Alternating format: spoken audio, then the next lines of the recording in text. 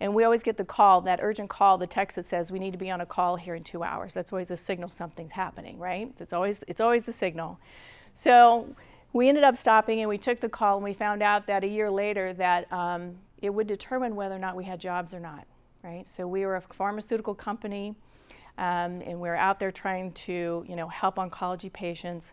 And so I talked to David, who I was writing with at the time. I said, so David, I think we probably need to stop and have a call with the team. And he said, yeah, I think so.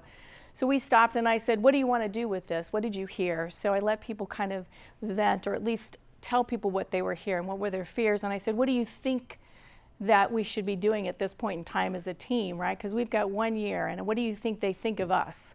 And they think that GSK can't sell, because in the middle of the 2000, we got fined a $3.6 billion fine for inappropriately detailing products. And so all of our incentive pay changed, how we were compensated changed, everything changed for us. So the perception of anybody other than GSK was that we weren't good salespeople. And I said, what do you want to do with that? So we created a plan, and I said, what does that look like? I said, we need to make sure that they know that we can do a good job and sell products. I said, what does that look like?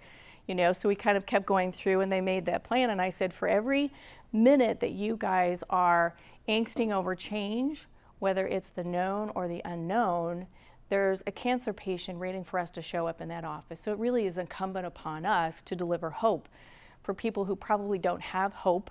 And what are we going to do as a team to continue to evolve over this next year to make sure that we have a place and a seat at the table? So for everybody that thinks that, obviously all of our jobs every day, that think that we're going to be working for a company forever, right? It just doesn't exist anymore. There's always going to be changes. And the point of telling you that story is that you can take anything you have in your life, whether that's just like me walking out of a marriage in 10 years and really having $25 in my pocket and really thinking, am I gonna survive? Am I gonna make it? And at that time I really didn't know. But yet it was up to me to make sure that I put food on the table. It really wasn't a choice to check out. I had to check back in. And it really comes down to the mindset. We're gonna talk about that, having a fixed and a growth mindset. And with the changes within the company that you have right now, you really do want to come back into having a more of a growth mindset, and that's exactly what we did with my team in that following year. So it's March 2015. Out of my team, no one was let go. Everybody had a seat at the table. We were number 2 in the nation as far as sales and performance, but it was because they made a conscious decision to not get sidetracked with the noise. And I think when you've got companies that are going through a lot of swift change, mergers and acquisitions, the failure rate is 70 to 90%, and it's because they don't do the people piece right?